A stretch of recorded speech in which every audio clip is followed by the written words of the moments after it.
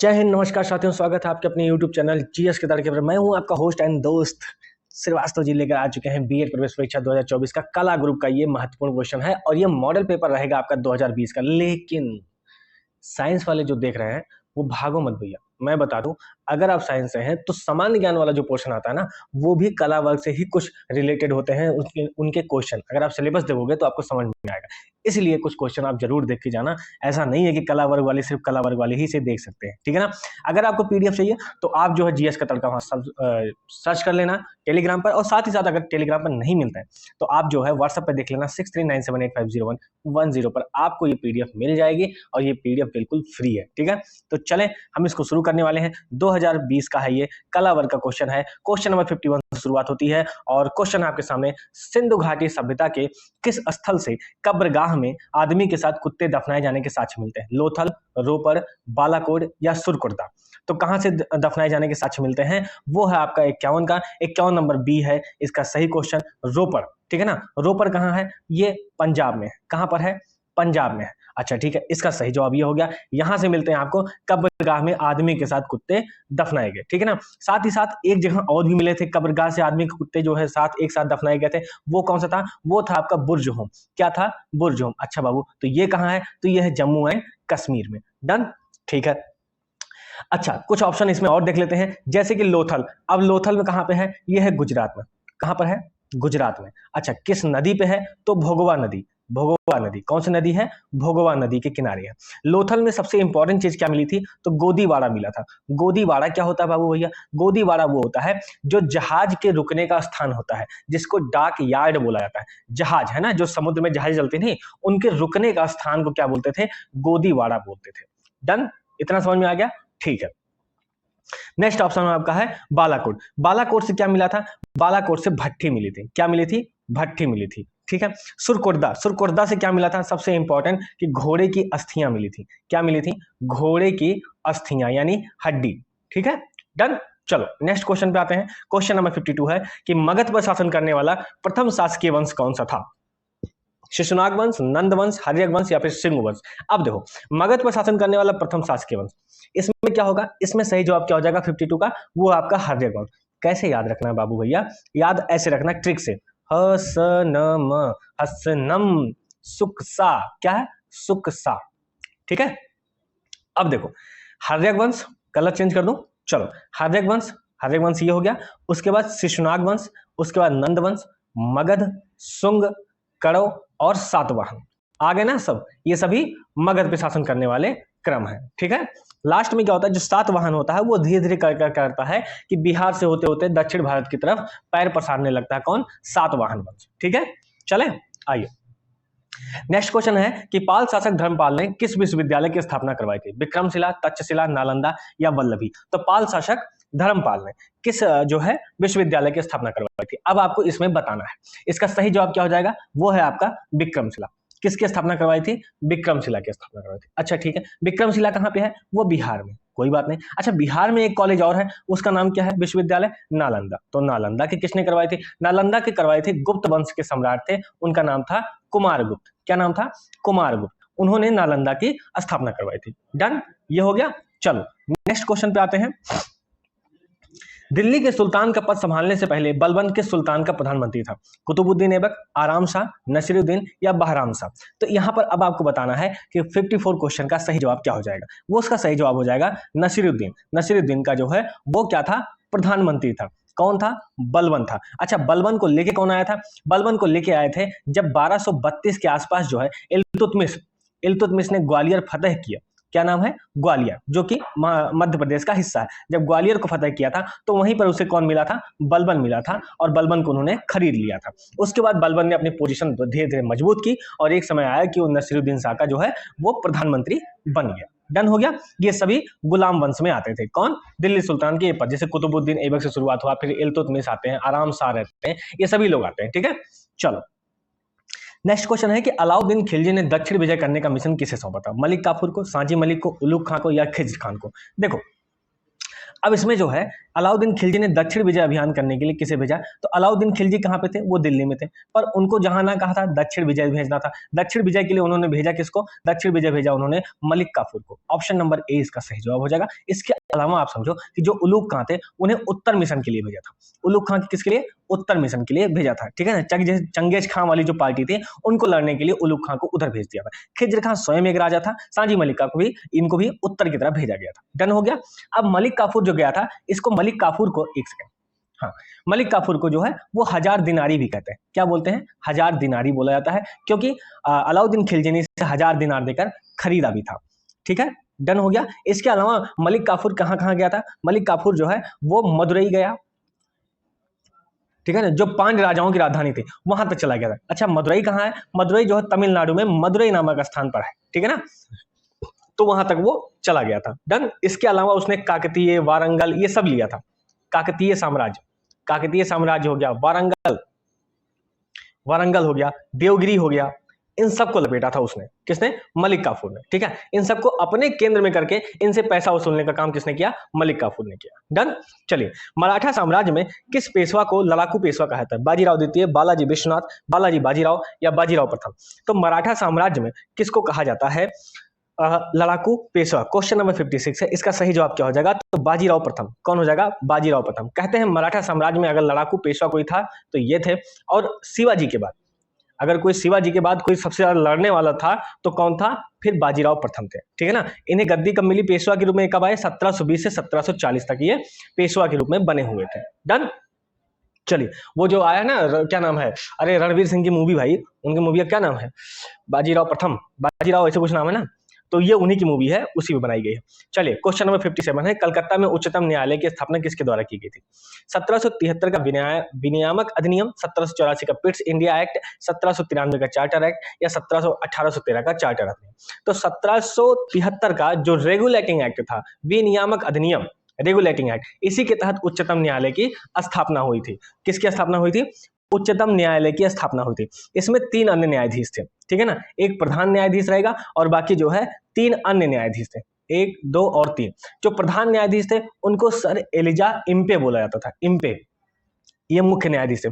इसके अलावा जो 3 थे उसमें से एक का नाम चैम्बर्स था, एक का नाम लिमेस्टर, एक का नाम हाइड था। क्या नाम था? हाइड। डन हो गया। ये 3 न्यायाधीश अन्य थे, एक मुख्य न्यायाधीश था। हो गया। और ये कहां पे खोला गया था? कलकत्ता में। नेक्स्ट क्वेश्चन है, भारत छोड़ो आंदोलन के दौरान समानांतर सरकार का गठन कहां किया गया था?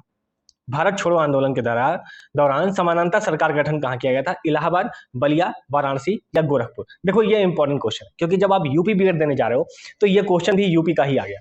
इसमें कौन सा समानांतर सरकार बनाया था? बलिया। भारत छोड़ो आंदोलन कब हुआ था? यह हुआ था 8 अगस्त को शुरू हुआ था, 1942 को। ठीक है ना, इसको अगस्त आंदोलन भी कहते हैं। भारत छोड़ो आंदोलन को अगस्त आंदोलन भी कहा जाता है। इसमें गांधी जी का बहुत महत्वपूर्ण रोल था। अच्छा, बलिया से किसने समानांतर सरकार की शुरुआत कर दी थी? तो वो थे चित्तू पांडे। क्या नाम था उनका? चित्तू पांडे। इसके अलावा भी कई जगहों से समानांतर सरकार की शुरुआत हो चुकी थी, जैसे बंगाल के तामलुक से, महाराष्ट्र के सतारा से और उड़ीसा के तलचर से। यहां सब जगह समानांतर सरकारें बन चुकी थी। डन। चलो, नेक्स्ट क्वेश्चन में कहते हैं, इन्हें बलिया का शेर भी कहा जाता है, चित्तू पांडे को। चलिए, 59, ओहो, डॉक्ट्रिन ऑफ लेफ्ट सिद्धांत को किस गवर्नर जनरल ने प्रारंभ किया था? Lord Curzon, Lord Lytton, Lord Dalhousie, Lord Wellesley? यकीन मानो, अभी मैंने जीएस यानी सामान्य ज्ञान का 2021 का मॉडल पेपर बनाया है और उसमें मैंने स्पेशली समझाया इसे कि ये चीज ऐसे होती है, डलहौजी ने ये किया था। अब देखो, ये पेपर में आया हुआ है, वो भी आर्ट के नाम पे इधर डाल दिए हैं। क्वेश्चन सेम आते हैं बाबू, सामान्य ज्ञान और आर्ट वालों का, समझे? कम से कम 20-25 क्वेश्चन के सिलेबस तो सेम ही है, पर लोग समझ ही नहीं पाते, साइंस वाले इधर देखते ही नहीं, यही तो समस्या पड़ जाती है इनके लिए। चलिए, इसका सही जवाब क्या हो जाएगा? लॉर्ड डलहौजी। क्या हो जाएगा? लॉर्ड डलहौजी। ठीक है। अब इसमें उन्होंने किसको किसको शामिल किया था? मैंने ट्रिक बताई थी, SJS बुजना। ठीक है, जिसमें आपका नाम अभी आता है, जैसे कि देखो, कलर चेंज कर लूं बाबू, कभी कभी कलर, हाँ, सतारा, जैतपुर, संभलपुर, बाघाट, देखो बघाट भी बोलते हैं, बालाघाट भी बोलते हैं। ठीक है ना, तो मैक्सिमम किताबों में बघाट ही लिखा है। ठीक है, उदयपुर, झांसी, नागपुर और अवध। ठीक है, डन हो गया। चलो, अवध कब ले आया था? अवध आ गया था 1856 में। कब आया? कुशासन के आधार पर आया था। ठीक है। नागपुर कब आया था? 1854 में। ठीक है, कब आया था? 1854 में। डन। चलो नेक्स्ट क्वेश्चन आता है कि भारत के संविधान के ऊपर सबसे अधिक प्रभाव किसका माना जाता है? भारत सरकार अधिनियम 1935, सोवियत संघ का संविधान, ब्रिटिश संविधान या संयुक्त राज्य अमेरिका का संविधान? तो किसके प्रभाव जो है भारतीय संविधान के ऊपर सबसे ज्यादा है? वो है भारत सरकार अधिनियम 1935। ठीक है, भारत सरकार अधिनियम 1935 को सबसे ज्यादा इसी का प्रभाव पड़ता है। क्वेश्चन नंबर 61 है कि चतुरानन में कौन सा समास है? देखो, कर्मधारय समास, बहुब्रीहि समास, अव्ययी भाव समास या फिर तत्पुरुष समास। अब इसमें देखो क्या होगा, इसमें सबसे बड़ी चीज है कि मैंने कहा था कि चतुरानन यानी चतुर आनंद, चतुर आनंद, चतुर का मतलब हो जाएगा यहाँ पे चार हैं आनंद जिसके, चतुरानंद का मतलब है चार हैं आनंद। अब आनंद का मतलब क्या होता है? मुख यानी मुंह। अब चार मुंह किसके हैं? तो वो निकल के आते हैं, हमारे एक देवता हैं ब्रह्मा जी। अब ब्रह्मा जी के निकल के आए, लेकिन आप समझो कि चतुरानंद में यहाँ पर जो चार हैं आनंद यानी चतुर और आनंद, चतुर और आनंद का कोई अर्थ ही नहीं है। यानी कि जहां दोनों पद प्रधान है ही नहीं, मतलब ना पहले पद का कोई महत्व निकल के आ रहा है, ना दूसरे पद का कोई महत्व निकल के आ रहा है, लेकिन जब इन दोनों को जोड़ा जाता है तो तीसरा पद निकल के आता है और उसका अर्थ क्या है यहाँ पे? ब्रह्मा जी। ऐसे में क्या होता है कि जब दोनों पद प्रधान ना हो और तीसरा पद प्रधान निकल जाए जोड़ने से, तो उसे कौन सा समास कहते हैं? टिक लगा दिया मैंने, कौन सा? बहुब्रीहि समास। डन है। चलो नेक्स्ट क्वेश्चन है, अन्वेषण का संधि विच्छेद क्या होगा? अन प्लस वेषण, अनु प्लस एषण, अनु प्लस एषण या अनौ प्लस एषण? तो अन्वेषण का संधि विच्छेद क्या हो जाएगा? देखो, जब अन्वेषण को तोड़ोगे तो अनु प्लस एषण हो जाएगा। यहां पर आपको ऑप्शन दिख गया होगा, ऑप्शन नंबर बी ये सही हो जाएगा। ये कौन सी संधि है बाबू? ये है यण संधि। कौन सी संधि है? यण संधि है। ठीक है, चलिए नेक्स्ट क्वेश्चन है कि निम्नलिखित में से शुद्ध वाक्य का चयन कीजिए। आज स्कूल बंद रहेगा, आज बड़े दिनों बाद सुख प्राप्ति हुई है, 80 घाट पर संतों की बहुलता है, आपकी मनोकामना पूरी हो। अब इसमें देखो, अब इसमें जो सबसे सही जवाब है वो है 80 घाट पर संतों की बहुलता है, बस यही एक सही जवाब है। अच्छा, आज स्कूल बंद रहेगा, ये इसका सही जवाब होता, लेकिन स्कूल की जगह सकूल लिखा है। ये देखो, स्कूल की जगह क्या लिखा है? सकूल लिखा है, तो ये गलत हो गया। आज बड़े दिनों बाद सुख प्राप्ति हुई है, नहीं, बड़े दिन नहीं, बहुत दिन होता है। आज बहुत दिनों बाद सुख की प्राप्ति हुई, इसलिए ये गलत हो गया। आपकी मनोकामना पूरी हो, ये नहीं होता, आपकी मनःकामना पूरी हो। मनोकामना की जगह मनःकामना लिखा जाता है। देखो ऐसे, मनः कामना, ठीक है, अगर ये लिखा होता तब ये सही होता, तो यहां पर ये भी गलत होता। ऑप्शन ए और बी ये गलत हो गया और डी यहां गलत हो गया, तो बचा क्या? ऑप्शन सी ही सही हो गया। नेक्स्ट क्वेश्चन है कि काठ की हांडी बार बार नहीं चढ़ती का अर्थ क्या होगा? दुर्भाग्य की मार बार बार नहीं होती, बुरे दिन हमेशा नहीं रहते, छल कपट का व्यवहार हमेशा नहीं चलता, लकड़ी का बर्तन अग्नि से जल सकता है। तो इसमें सही जवाब क्या हो जाएगा? 64 का सही जवाब है कि छल कपट का व्यवहार हमेशा नहीं चलता है। ठीक है ना, समझ में आ गया? चलो नेक्स्ट क्वेश्चन है कि करुण रस का स्थायी भाव क्या है? रति, शोक, हास या फिर उत्साह? तो देखो, करुण रस का अस्थायी भाव क्या हो जाएगा? शोक। क्वेश्चन नंबर 65 का बी हो जाएगा। अच्छा, तो फिर रति का स्थायी भाव क्या हो जाएगा? वो है आपका श्रृंगार। देख लो श्रृंगार कैसे लिखा था, ये कभी कभी आ भी जाता है कि सही जो है उच्चारण बताओ। हास का अस्थायी भाव क्या है? वो है हास्य, हास्य रस। ठीक है ना, और उत्साह किसका स्थायी भाव है? तो वीर रस का स्थायी भाव। वीर रस का स्थायी भाव कौन हो गया? उत्साह हो गया। हास्य रस का स्थायी भाव हास हो गया, करुण रस का शोक हो गया और श्रृंगार रस का रति हो गया। डन। चलो क्वेश्चन नंबर 65, जेते तुम तेरे तेरे नभ में ना तारे। ठीक है, जेते तुम तारे तेरे तेते नभ में ना तारे, पंक्ति में कौन सा अलंकार है? देखो, रूपक अलंकार, अनुप्रास अलंकार, उत्प्रेक्षा अलंकार या फिर यमक अलंकार। इसमें जो चीज है वो चीज आप समझोगे तो आपको मालूम पड़ेगा कि इसमें यमक अलंकार है। कौन सा अलंकार है? यमक अलंकार है। देखो, जब जहां एक शब्द या शब्द समूह अनेक बार बार आए, ठीक है ना, बार बार, जैसे यहाँ तारे आ गया, यहाँ तारे आ गया, ठीक है, किंतु उनका अर्थ अलग अलग हो जाए। शब्द तो एक ही है, सेम है, बराबर है, लेकिन अर्थ अलग अलग हो जाएंगे। ठीक है, वहां यमक अलंकार आता है।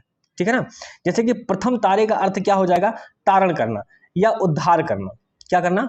उद्धार करना। लेकिन दूसरे तारे का अर्थ है तारागण। क्या है? तारागण। ठीक है ना, तारागण। डन। चलो नेक्स्ट क्वेश्चन है, मैं खाना खा चुका हूं वाक्य में कौन सा काल है? भविष्यकाल, भूतकाल, वर्तमान काल या असामान्य काल? तो इसका सही जवाब क्या हो जाएगा? वो है आपका खाना खा चुके हो, काम खत्म हो चुका है, भूतकाल। समझ में आ गया? चलो नेक्स्ट क्वेश्चन पे आते हैं कि पिताजी ने 2 लीटर दूध खरीदा में रेखांकित पद में विशेषण का कौन सा प्रकार है? आप समझो, इन्होंने पूछा कि पिताजी ने 2 लीटर दूध खरीदा है, 2 लीटर में रेखांकित पद कौन सा हो जाएगा? देखो, रेखांकित पद वाला है तो ये है 2 लीटर, टाइपिंग मिस्टेक है, पर देखो पिताजी ने 2 लीटर दूध खरीदा। अब इसमें क्या होगा? निश्चित परिमाणवाचक। क्या हो जाएगा? निश्चित क्योंकि यहाँ जो परिमाण है जैसे अगर ये कहता है कि पिताजी ने कुछ लीटर दूध खरीदा, तो फिर वो अनिश्चित परिमाणवाचक में आता। लेकिन यहाँ पर एकदम फिक्स कर दिया कि परिमाण कितना है, वो है 2 लीटर का, सिर्फ 2 का, तो यहाँ पर क्या होगा, निश्चित परिमाणवाचक। डन। चलो इंग्लिश पे आ जाओ। Choose the alternative which meaningful complete the sentence. Increasingly, postgraduate students are asked to become teaching assistants in order to undergraduate. अब यहाँ पर ये कह रहे हैं, इसका अर्थ समझो कि ये कहा जा रहा है कि अगर आपको पोस्ट ग्रेजुएट स्टूडेंट से ये कहा जा रहा है कि अगर आपको अंडर ग्रेजुएट वालों को पढ़ाना है, अंडर ग्रेजुएट वालों को पढ़ाना है, इसीलिए समझाया जा रहा है कि आप जो है क्या करना होगा, आपको शिक्षण सहायक सीखना होगा, शिक्षण वाली चीजें सीखनी होगी। अब उसका ऑप्शन कैसे, इन्फॉर्म, ड्रिल, इंस्ट्रक्ट या टीच। अब देखो इन्फॉर्म का मतलब क्या होता है, इन्फॉर्म का मतलब होता है सूचित करना, क्या होता है, सूचित करना, ठीक है। ड्रिल का मतलब होता है छिद्र या छेद करना, ठीक है। इंस्ट्रक्ट का मतलब होता है हिदायत देना, क्या होता है, हिदायत देना, ठीक है। और टीच मतलब होता है पढ़ाना। अब यहाँ पर समझो आराम से, क्योंकि पूछ रहा है increasingly post graduate students are asked to become teaching assistant in order to under graduate. यहाँ पर भरेंगे क्या, तो यहाँ भरेंगे ऑप्शन नंबर सी, इंस्ट्रक्ट, क्योंकि हम हिदायत दे रहे हैं, हमें समझा रहे हैं एक पोस्ट ग्रेजुएट स्टूडेंट को कि भैया अगर तुम्हें अंडर ग्रेजुएट वालों को पढ़ाना है तो आपको क्या करना होगा, शिक्षण कार्य सीखना होगा, ठीक है। यानी हम उसे हिदायत दे रहे हैं, उसे समझा रहे हैं, ठीक है। यहाँ पर पढ़ाना नहीं होगा, ये समझ लो, ठीक है ना। यहाँ पर क्या होगा, हम उसे समझा रहे हैं, उसे हिदायत दे रहे हैं कि भैया आपको ऐसे करना होगा। डन हो गया, समझ में आ गया होगा। चलो नेक्स्ट क्वेश्चन पे आते हैं कि choose the most suitable one word of the given expression, an unconventional style of living, an unconventional style of living मतलब इसका क्या होता है, जीवन जीने की अपरंपरागत शैली, मतलब कोई परंपरा तरीके से नहीं जी रहे हैं, अपरंपरागत कुछ भी कर रहे हैं, क्या कर रहे हैं, कुछ भी जो मन में आ रहा वही कर रहे हैं। अब इसका सही जवाब क्या होगा, बोहेमियन, ऑप्शन है आपके बोहेमियन या कंटेम्परेरी या फिर अनसिविलाइज्ड या कॉस्मोपोलिटन, ठीक है ना। अब इसमें देखो क्या होगा, इसका सही जवाब हो जाएगा बोहेमियन। उनको क्या बोलते हैं, जो जीवन जीने की जिनकी जो अपरंपरागत शैली है उनको क्या बोला जाता है, बोहेमियन बोला जाता है। कंटेम्परेरी मतलब क्या होता है, कंटेम्परेरी मतलब होता है असभ्य, क्या होता है, असभ्य। देखो उनकी लाइफ स्टाइल जो है वो अनसिविलाइज्ड है, उनकी लाइफ स्टाइल क्या है, अनकन्वेंशियल है, ठीक है, अपरंपरागत है। इसका मतलब वो ये नहीं है कि वो असभ्य है, ठीक है, तो आप ये नहीं लगा सकते। अनसिविलाइज्ड का मतलब क्या हो जाएगा, समकालीन हो गया, ठीक है, क्या हो जाएगा, नहीं हाँ अनसिविलाइज्ड का मतलब हो गया, हाँ अनसिविलाइज्ड का मतलब हो गया असभ्य, और कंटेम्परेरी मतलब होता है समकालीन, थोड़े समय के लिए, समकालीन यानी उसी समयकालीन का, है ना, तो इसका भी कोई मतलब नहीं होगा। अनसिविलाइज्ड का मतलब असभ्य होगा। और कॉस्मोपोलिटन का मतलब होता है विश्ववादी, क्या होता है, विश्ववादी, ठीक है। तो इसमें से कुछ भी ऐसा नहीं है, इसमें सिर्फ एक जवाब सही होगा, ऑप्शन नंबर ए बोहेमियन का, ठीक है। नेक्स्ट क्वेश्चन है कि someone who lives one country to live in another, migrant, immigrant, emigrant and fanatic. ओहो, this is the most important question, जितना मन हो उतना स्टार लगा लो, जितना मन हो उतना स्टार। कारण क्या है, इसके हर एक क्वेश्चन के साथ साथ इसके ऑप्शन भी अपने आप में महत्व रखते हैं। अब देखो कैसे, बहुत इंपॉर्टेंट क्वेश्चन है, इसको समझो। पूछा ना कि who lives one country to live in other, मतलब जो अपनी कंट्री को एक देश को छोड़कर दूसरे देश में जाकर बसते हैं उनको क्या कहा जाता है, ठीक है, उनको क्या कहा जाता है। तो इसका सही जवाब क्या हो जाएगा, इमिग्रेंट। अब ऑप्शन ये बनता है कि माइग्रेंट, इमिग्रेंट और फेनेटिक में क्या अंतर है, पहले ये तो पता होना चाहिए कि नहीं पता होना चाहिए। अब देखो माइग्रेंट की हिंदी होती है प्रवासी, पहले प्रवासी, जब हिंदी समझोगे ना तो अपने आप समझ में आ जाएगा, ठीक है। इमिग्रेंट की हिंदी क्या होती है, इमिग्रेंट की हिंदी होती है उत्प्रवासी, क्या होती है, उत्प्रवासी, ठीक है। और अप्रवासी, इमिग्रेंट का मतलब होता है अप्रवासी, अभी समझोगे सब समझ में आ जाएगा, ठीक है ना। और फेनेटिक का मतलब होता है कट्टर, क्या होता है, कट्टर, जैसे कट्टरपंथी होते हैं। तो देखो यहाँ पर कट्टर का तो कोई मतलब ही नहीं, इसको तो पहले हटा दो, ठीक है। अब इसी में आप फंसोगे। अब देखो उन्होंने पूछा कि who lives one country to live in other, ठीक है। इसका देखो प्रवासी का मतलब होता है कि वो एक देश छोड़ करके दूसरे देश में चले गए, जैसे मान लो एक कंट्री C1 है और एक कंट्री C2 है, ठीक है। अब उन्होंने क्या किया कि एक देश से उठा और दूसरे देश में जाके रहने लगे, काम वाम करने लगे, तो उन्हें प्रवासी कहा गया, ठीक है। उत्प्रवासी किसे कहते हैं, जैसे मान लो एक कंट्री C1 है, एक कंट्री C2 है, इन्होंने क्या किया, देखो प्रवासी में एक चीज और है, एक तो उन्हें जो है वहां जाके काम कर रहे हैं लेकिन उन्हें नागरिकता नहीं मिली है, नागरिकता नहीं मिली। लेकिन इस वाले उत्प्रवासी में क्या होगा कि वो जा करके एक देश छोड़ करके दूसरे देश में गए, वहां बस गए और उन्हें नागरिकता मिल गई, तो वो क्या कहलाए, उत्प्रवासी कहलाए, टन, ये समझ में आया। देखो नागरिकता का फर्क हो गया, प्रवासी में क्या है आपको नागरिकता नहीं मिलेगी, उत्प्रवासी में क्या है आपको नागरिकता मिल जाएगी, और अप्रवासी में क्या है कि आपने प्रवासी नहीं किया, आप तो अपने ही देश में है ना, C1 में ही तो बैठे हुए हैं, आपको कोई दिक्कत ही नहीं है, जो अपने ही देश का नागरिक हो गया। तो यहाँ पे क्या हो गया, उसने देखो क्वेश्चन, अब देखो who lives one country to live in other, मतलब जिसने एक देश को छोड़ करके दूसरे देश में जाकर रहने लगा, समझ रहे हो, रहने लगा यानी कि C1 से छोड़ करके C2 में रहने लगा, और रहने का मतलब हो गया कि उसे नागरिकता मिल गई, नागरिकता मिल गई तो क्या कहलाएगा, इमिग्रेंट कहलाएगा, यानी वो उत्प्रवासी कहलाएगा। डन बाबू भैया। चलो इसको एक बार दोबारा देख लेना तुम्हें समझ में आ जाएगा, ठीक है। चलो, और अगर ना समझ में आए, जैसे मान लो क्वेश्चन आ गया माइग्रेंट इमिग्रेंट ये वो हेन टेन लाइन टेन दिया बत्ती अगरबत्ती, तो ऐसा करना कि इसका इंग्लिश वर्जन छोड़ करके हिंदी वर्जन देख लेना अगर मिल जाए तो, ठीक है। चलो, choose the word opposite in the meaning into the given word. Abundant, अब अबंडेंट पूछा है और उसको पूछा है कि आपको विलोम बताना है, अपोजिट पूछा है, क्या पूछा है, अपोजिट पूछा है। बोला अबंडेंट का मतलब बताओ, ट्रिपल, लग्जरियंट, स्केर्स या प्लेंटीफुल। अब देखो अबंडेंट का मतलब होता है प्रचुर, क्या होता है, प्रचुर, प्रचुर मात्रा में। अब इसका जो है हमें निकालना है कि इसका अर्थ क्या हो जाएगा जब आप जो है ट्रिपल, ट्रिपल का मतलब होता है तीन, ट्रिपल का मतलब क्या होता है तीन, और लग्जरियंट का मतलब क्या हो जाएगा, लग्जरियंट का मतलब बिलासता वाली चीज है, क्या हो जाएगा, बिलासता वाली चीज है। स्केर्स का एक मतलब समझो इनसफिशियंट होता है, क्या होता है, इनसफिशियंट, मतलब अब पर्याप्त नहीं है, ये भी कह सकते हो। एक स्केर्स का मतलब होता है डरना। अब देखो यहाँ पे आप कौन सा लगाओगे ये आप समझोगे, अभी समझ में आ जाएगा। और प्लेंटीफुल, प्लेंटीफुल का मतलब होता है बाबू प्रचुर। लाइक से सब्सक्राइब कर दिया करो महाराज, बहुत मेहनत लगती है यार, पंखा उनका बंद करके 3 मंजिला बैठे हुए हैं, गर्मी में भभक रहे हैं, और तुम्हें हो कि देख करके निकल जाते हो। इतना भी स्किप करने की जरूरत नहीं पड़ती बाबू भैया, थोड़ा सा तो हौसला बढ़ाओ, मजा आ जाए ताकि। अब देखो यहाँ पे इसका सही जवाब क्या हो जाएगा, स्केर्स हो जाएगा। जैसे एबंडेंट का मतलब क्या होता है, प्रचुर, हो गया ना प्रचुर। अब यहाँ पर जब प्रचुर हो गया तो यहाँ पर एक जो अर्थ निकला स्केर्स का वो क्या है, इनसफिशियंट, मतलब कि प्रचुर नहीं है, ठीक है ना, अपर्याप्त हो गया, तो इसका सही जवाब क्या हो जाएगा, स्केर्स हो जाएगा। डन। चलो नेक्स्ट क्वेश्चन पे आते हैं। नोटिसेबल 73 है, अब इसका भी हमें विलोम ही बताना है, इसका भी हमें अपोजिट बताना है, नोटिसेबल। अब इसका नोटिसेबल का मतलब क्या हो जाएगा, ध्यान देने योग्य, क्या हो जाएगा, ध्यान देना या दिखाना, ठीक है ना, ध्यान देना या दिखाना, ठीक है। अब भाई नोटिस कर रहे हैं, जैसे होता है ना, ओ लड़की को तुम लोग नोटिस करोगे, लड़की समझ जाएगी नहीं कि मुझे कोई नोटिस कर रहा है, अरे भैया इसी चीज का तो वर्ड समझ में आता है तुम लोगों को। चलो, अवेक का मतलब होता है जागना, क्या मतलब होता है, जागना। हिडन का मतलब क्या होता है, छिपाना या छिपा हुआ, ठीक है। अनअवेलेबल का मतलब जो कि उपस्थित ना हो, समझो इस बात, उपस्थित नहीं हुआ। और कॉन्सिपिशियस का मतलब क्या हो जाएगा, कॉन्सिपिशियस का मतलब क्या हो जाएगा, वो हो जाएगा आपका विशिष्ट, क्या हो जाएगा, विशिष्ट। डन हो गया। अब देखो नोटिसेबल, नोटिसेबल का मतलब ध्यान देना, क्या हो जाएगा, ध्यान देना। अगर हम दिखा रहे हैं किसी चीज को तो इसका मतलब अगर हम उसे विलोम दिखाएंगे तो हम क्या कहेंगे, हमें क्या कहेंगे, छिपाना, क्या कहेंगे, छिपाना भी अच्छा नहीं आता। चलो ऑप्शन नंबर बी हिडन, क्या हो जाएगा, ऑप्शन नंबर बी हिडन हो जाएगा, नोटिसेबल का हिडन हो जाएगा। डन, इतना समझ में आ गया। एक बार ना समझ में आया तो थोड़ा सा वीडियो पीछे करके एक बार रिवाइज कर लिया करो, ठीक है। चलो डायरेक्शंस है 74 और 75 क्वेश्चन में, choose the option with best expression meaning of the given word. अब देखो एक आपको वर्ड दे दिया जाएगा और कहा जाएगा कि इसका एक बेस्ट जो है मीनिंग बताओ, क्या हो सकता है, ठीक है। जैसे बोल दिया करेजियस, अब करेजियस का मतलब क्या होता है, करेजियस का मतलब होता है साहसिक, क्या हो गया, साहसिक, ठीक है ना। अब इसका अर्थ समझो, जैसे ऑप्शन ए का है फिकल, फिकल का मतलब होता है चंचल, क्या हो गया, चंचल, अच्छा ठीक है। इंस्पीड का मतलब क्या होगा, इंस्पीड का मतलब होता है फीका, ठीक है, फीका हो गया। टाइमोरस का मतलब होता है, टाइमोरस का मतलब होता है टिमोरस का डरपोक, टिमोरस का मतलब हो गया डरपोक। और फियरलेस का मतलब हो गया निडर।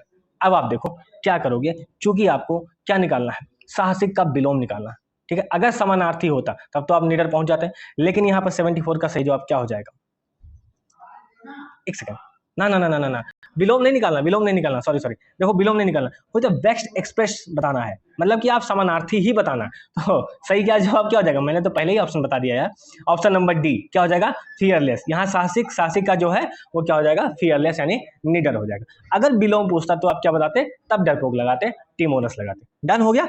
चलो 75 क्वेश्चन है, रवि सिंह, रवि सिंह क्या है। अब देखो रवि सिंह का मतलब होता है सुहावना या सुंदर, ठीक है। अब इसका बताना है, एक शब्द बताना है। हंग्री का मतलब क्या होता है, भूखा। रैपिड का मतलब होता है तेज या फटना, तेज बता सकते हैं, जैसे रैपिड फायर नहीं बोलते हैं तो तेजी से आई। और का मतलब अजीब लग रहा है, ऑड का मतलब यहाँ ऑड इवन नंबर, सम या विषम नहीं, ऑड का मतलब होता है थोड़ा सा ऑड लग रहा है, वो कहते हैं थोड़ा सा अजीब लग रहा है, ठीक है। प्रिटी का मतलब होता है सुंदर, तो यहाँ भी एक शब्द निकालना था उस रवि सिंह के लिए, तो रवि सिंह के लिए क्या हो जाएगा, वो हो जाएगा का प्रिटी, ऑप्शन नंबर डी इसका सही जवाब हो जाएगा। डन। चलिए क्वेश्चन नंबर 76 है कि भारतीय उपमहाद्वीप किसका भाग है।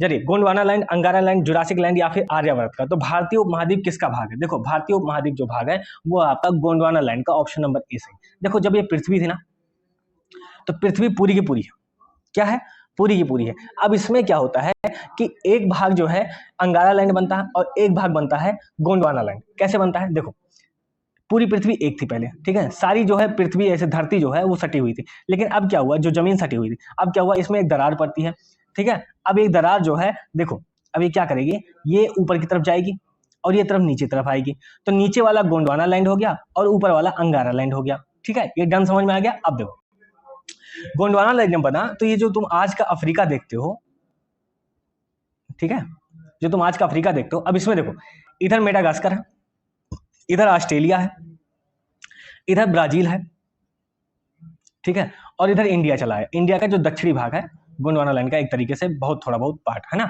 ये सभी गोंडवाना लैंड के पार्ट है। कौन कौन दिख रहा है, देखो अफ्रीका महाद्वीप सभी टूटे हैं, मेडागास्कर भी टूट गया, ऑस्ट्रेलिया भी टूट गया, ब्राजील या दक्षिण अमेरिका भी टूट गया, और ये भारत का ये गोंडवाना लैंड भी टूट गया। तो ये सब किसके पार्ट हो गए, गोंडवाना लैंड के ही पार्ट हो गए। डन, इतना समझ में आ गया। चलो नेक्स्ट क्वेश्चन पे आते हैं।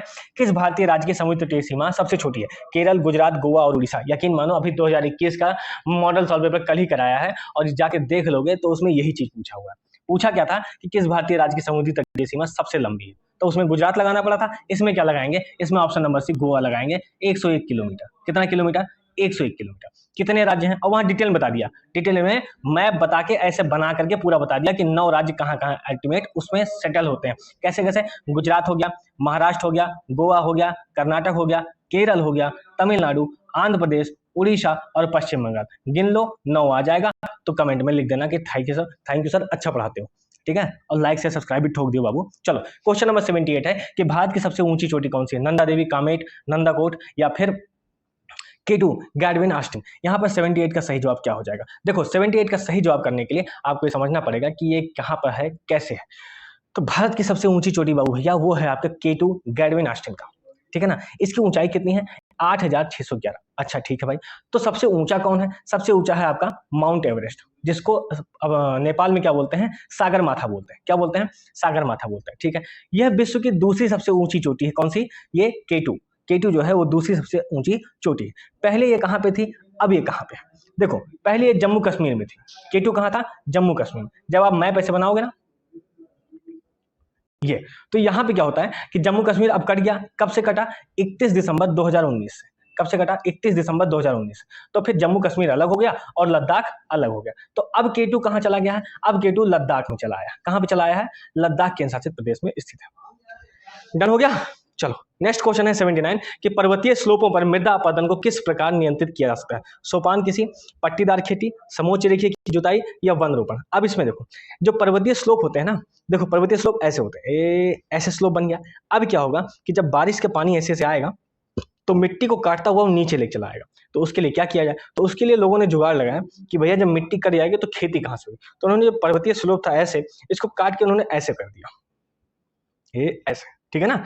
अभी सीढ़ी नुमा खेती बन गई। अब जब सीढ़ी नुमा खेती बन गई तो ऐसे में क्या कि पानी ऐसे आए तो आएगा तो, लेकिन अब मिट्टी को ज्यादा रोक नहीं पाएगा, मिट्टी को ज्यादा बहा नहीं पाएगा, तो पानी ऐसे ऐसे धीरे धीरे बहते हुए, ठीक है ना। ऐसे एक धारा बन रही थी, सीधा स्लोप था, लेकिन अब वो ऐसे धीरे धीरे बहेगा तो मिट्टी को ज्यादा बहा के नहीं ले जा पाएगा, जिससे मिट्टी अपरदन, मृदा अपरदन नहीं होगा। डन। चलो नेक्स्ट क्वेश्चन है कि किस भारतीय नदी का अंतर्देशीय जल निकास है, लूनी, गोदावरी, गंगा या तापी। अब देखो इसमें क्या होगा, इसमें लूनी जो है वो अंतर्देशीय है, मतलब कि अपने देश से निकलती है, उसी में समा जाती है, अपने पिया से नहीं मिल पाती है बाबू भैया। तो पिया कौन है, देखो पिया भैया इसके देखो समुद्र जी हैं। अब समुद्र से क्यों, क्योंकि लूनी जो है वो राजस्थान से निकलती है, राजस्थान का जो अरावली पर्वत है यहाँ से वो निकलती है लूनी नदी। मैं नीले रंग से दिखा रहा हूँ लूनी नदी को, ठीक है। अब वो निकलती है, लेकिन वो जाते जाते कच्छ के रण में, कहाँ पर, कच्छ के रण में समाहित हो जाती है। तो कच्छ का रण जो है वो यहीं पर समाहित होने का प्रयास हो जाता है। अपने पिया, यानी उसका पिया कौन है, मेरे पिया घर आए, लेकिन पिया उसके घर नहीं आ पाते, यानी समुद्र से वो जाकर के नहीं मिल पाती है। डन हो गया। ठीक है, अच्छा भैया, तो यहाँ पे जो गोदावरी उदावरी है उसका केस क्या है? तो गोदावरी देखो, गोदावरी जो है वो नासिक से निकलती है महाराष्ट्र के, और यहाँ से निकलते हुए पूर्वी जो है पूर्वी घाट की तरफ चली जाती है। गंगा जो है वो गंगोत्री से निकलती है उत्तराखंड से, और यहाँ से होते हुए वो पश्चिम बंगाल होते हुए फिर आकर के बंगाल खाड़ी में जाती है। ताप्ती जो है वो कहाँ से निकलती है? वो मध्य प्रदेश वाले क्षेत्र से निकलती है, और यहाँ पर होते हुए वो यहाँ पे अरब सागर वाले जोन में आकर के मिल जाती है। कौन? ताप्ती। ठीक है ना, डन हो गया। चलो भैया, अब नेक्स्ट क्वेश्चन आते हैं। सुंदरी वृक्ष किसकी एक विशेष प्रकार की वनस्पति है? ज्वारीय वन, कंटक वन, टैगा वनस्पति और पर्वत वनस्पति। अब सुंदरी वृक्ष किसकी है? क्वेश्चन नंबर 81 आपके सामने है। इसका सही जवाब क्या हो जाएगा? वो है ज्वारीय वन। क्या हो जाएगा? ज्वारीय वन। देखो वीडियो थोड़ी लंबी हो रही है, पर इसको जाने दो, इसको करने दो। बैठो भैया, बैठो, कम से कम बैठने की आदत तो डालो यार, आधा घंटा 1 घंटा। चलो, तब तो पोस्ट पेपर हो तो 2 घंटा का महाराज, तो लोग आधा 1 घंटा मुंह बुझा लो, पता नहीं कैसा। मुख्य आयरन एवं स्टील उद्योग किस पठार में स्थित है? मालवा, दक्कन, छोटा नागपुर पठार और तेलंगाना। अब देखो इसका सही जवाब क्या हो जाएगा? छोटा नागपुर पठार। छोटा नागपुर पठार में कौन है? आयरन और स्टील उद्योग है। अच्छा, छोटा नागपुर पठार कहाँ कहाँ फैला हुआ है? तो छोटा नागपुर पठार छत्तीसगढ़ में है, झारखंड में है, उड़ीसा में है, और पश्चिम बंगाल के पश्चिमी क्षेत्र में है। पश्चिम बंगाल के पश्चिम, तो इन 3-4 राज्यों में वो कौन? छोटा नागपुर का पठार फैला हुआ है। डन।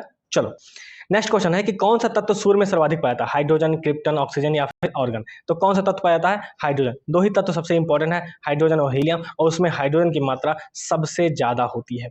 डन। चलो, स्वतंत्र न्यायपालिका एवं शक्तियों का विभाजन किसकी 2 महत्वपूर्ण विशेषताएं हैं? सरकार का समाजवादी स्वरूप, सरकार का एकात्मक स्वरूप, सरकार का लोकतांत्रिक स्वरूप या सरकार का संघीय स्वरूप। अब देखो इसका सही जवाब क्या हो जाएगा? सरकार का संघीय स्वरूप, क्योंकि स्वतंत्र न्यायपालिका और शक्तियों का विभाजन, शक्तियों का विभाजन पूछ लेता है ना, तो स्वतंत्र का सरकार का संघीय स्वरूप होता है। ठीक है, सरकार का संघीय यानी केंद्र भी है और उसके साथ कई स्टेट उससे जुड़े हुए हैं। जैसे मान लो एक सेंटर हो गया, S1, S2, S3 ऐसे करके 28 राज्य हो गए। ठीक है, 8 केंद्र शासित प्रदेश हो गए। तो इन सब में शक्तियों का विभाजन होता है। ठीक है ना, तो ये सरकार का कौन सा स्वरूप कहलाता है? ये संघीय स्वरूप कहलाता है। देखो, संघीय नहीं, संघीय होता है। क्या होता है? संघीय स्वरूप होता है। डन। चले, अब आ जाओ नेक्स्ट क्वेश्चन में चलते हैं। क्वेश्चन नंबर 85 है कि डॉक्टर भीमराव अंबेडकर ने किस अनुच्छेद को भारतीय संविधान का सबसे महत्वपूर्ण अनुच्छेद बताया? अनुच्छेद 251, अनुच्छेद 32, अनुच्छेद 24 और अनुच्छेद 21। तो किस अनुच्छेद को बताया है? तो अनुच्छेद 32 को। डॉक्टर भीमराव अंबेडकर ने इस अनुच्छेद को संविधान की आत्मा कहा है। क्या बोला है? संविधान की आत्मा बोला है। डन। चलें, अब देखो इंपॉर्टेंट क्या है कि इसमें जो मूल अधिकार है भाग 3 में, ठीक है ना, उसमें जो है आप अगर आपके साथ कोई भी गलत काम होता है, जैसे 14 से लेकर के 31 तक जो भी मूल अधिकार हैं, समानता का अधिकार, स्वतंत्रता का अधिकार, दैहिक स्वतंत्रता का अधिकार, ठीक है, इसमें जो भी है, धार्मिक स्वतंत्रता का अधिकार, सांस्कृतिक एवं शैक्षणिक अधिकार, ठीक है, इन सभी में अगर आपका उल्लंघन हो रहा है, अगर आपको नुकसान हो रहा है, तो आर्टिकल 32 के तहत आप सीधे कहाँ चले जाएंगे? आप सीधे सुप्रीम कोर्ट और हाई कोर्ट जा सकते हैं। सुप्रीम कोर्ट और हाई कोर्ट जा सकते हैं। अनुच्छेद 32 के तहत आप सुप्रीम कोर्ट जाएंगे और अनुच्छेद 226 के तहत सीधा आप कहाँ चले जाएंगे?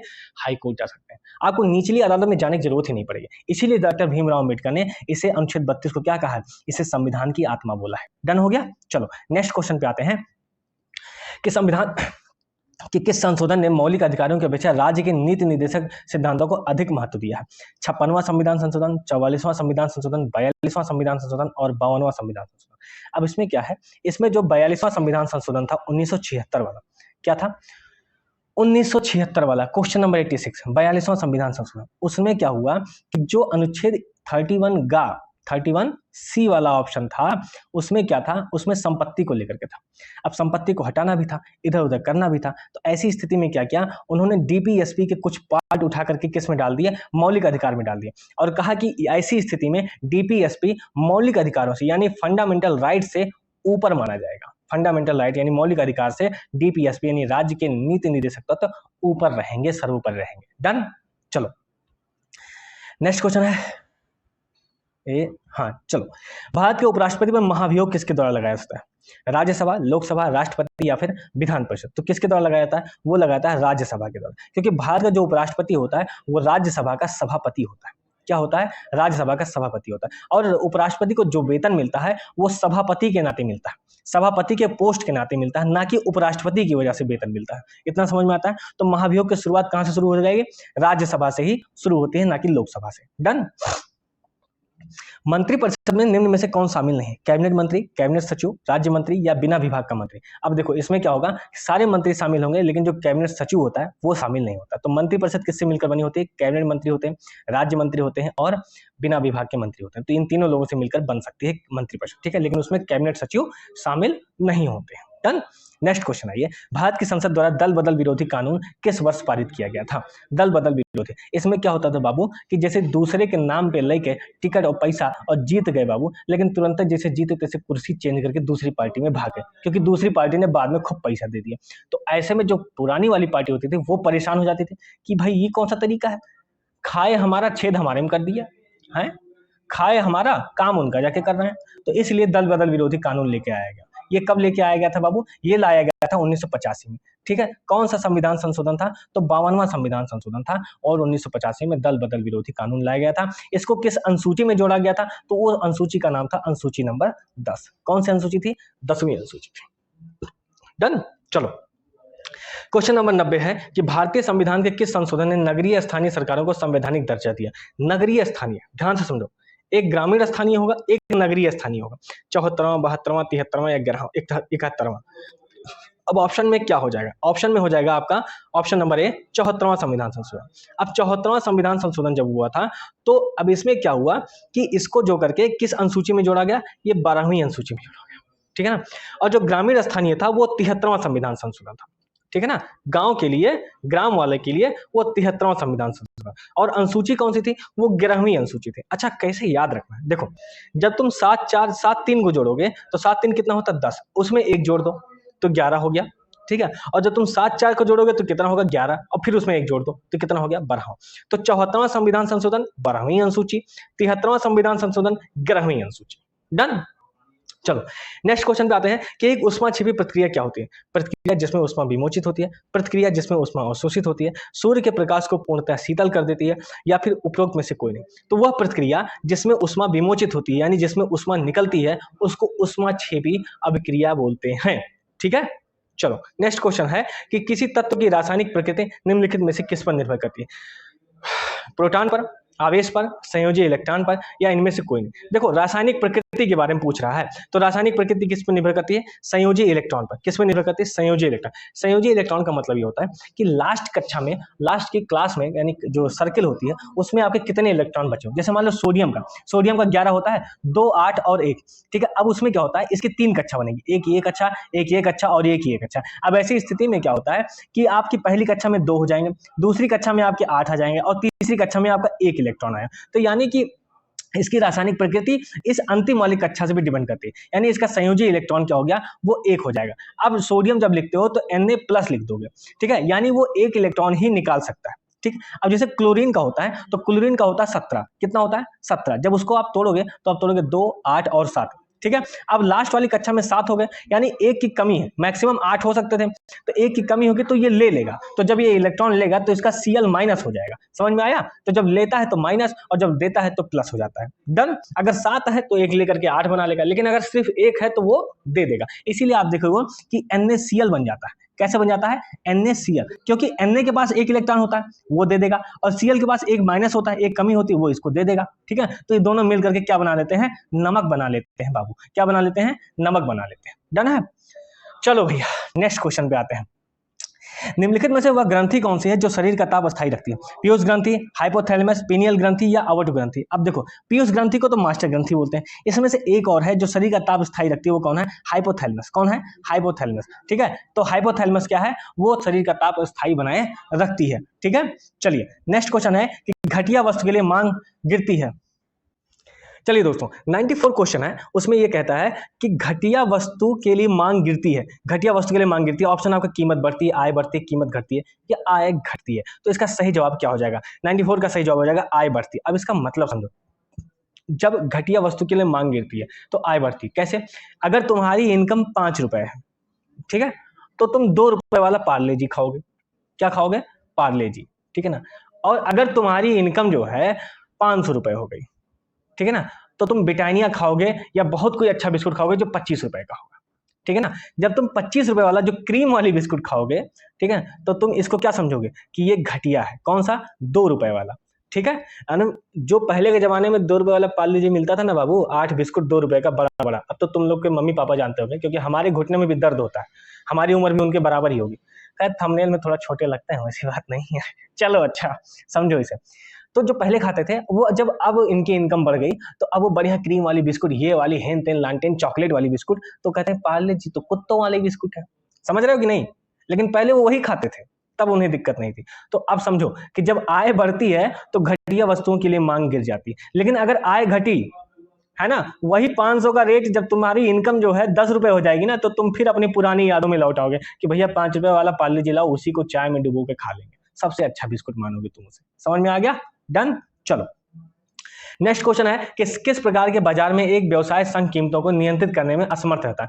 मिश्रित स्पर्धा, अल्पाधिकार, एकाधिकार या पूर्ण स्पर्धा? तो 95 का सही जवाब क्या हो जाएगा? पूर्ण स्पर्धा। पूर्ण स्पर्धा में जैसे मान लो कई लोग हैं, 1 है, 2, 3, 4, 5, 6, 7, मान लो 8 लोग हैं, ऐसे 5 लोग हैं, ठीक है।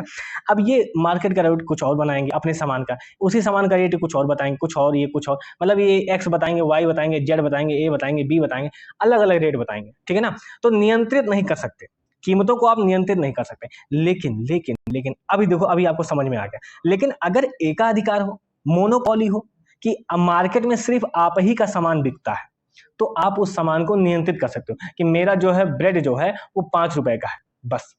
अब 5 रुपए से न ज्यादा जा रहे हो, न 6 जा रहे हो, न 4 जा रहे हो, यानी मार्केट में जो आपका मूल्य है, कीमत है, वो आपने फिक्स कर दिया, यानी नियंत्रित कर दिया। तो जब एकाधिकार होता है तो नियंत्रित हो जाता है। लेकिन अगर स्पर्धा है 2, 4, 10 लोगों के बीच में, तो फिर मार्केट की जो प्राइस होती है वो इधर उधर डोलती डालती रहती है, ऊपर नीचे इस टाइप से, ठीक है। चले अब, चलो समझ में आ गया होगा। बाजार नियम किसने प्रस्तुत किया था? एडम स्मिथ ने, जेबी से ने, टी.आर. माल्थस ने या डेविड रिकार्डो ने? बिल्कुल आर्ट वाले समझ गए होंगे, इसको किसने प्रस्तुत किया था? वो था ऑप्शन नंबर बी, जेबी से ने। चलिए 97, कौन सी पंचवर्षीय योजना केवल 4 वर्ष की थी? दूसरी, छठी, पांचवी और तीसरी?